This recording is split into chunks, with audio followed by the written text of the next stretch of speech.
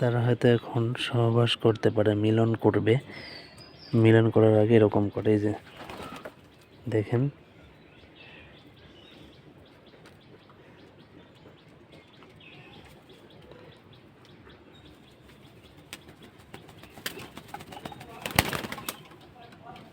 মিলন করা হয়ে গেছে।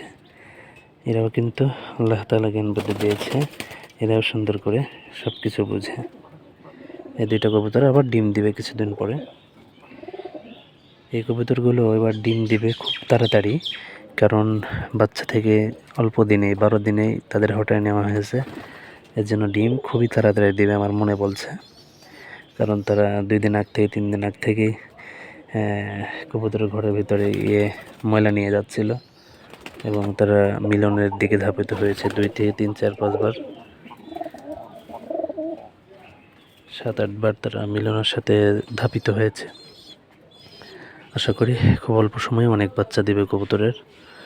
এটা একটা আল্লাহ তাআলার রহমত, চাইলে আল্লাহ তাআলা সব কিছুই পারে। মহান আল্লাহ তাআলার দোয়াতে সব কিছু হয়। একটা গাছের পাতা নড়ে আল্লাহ তাআলার হুকুমে।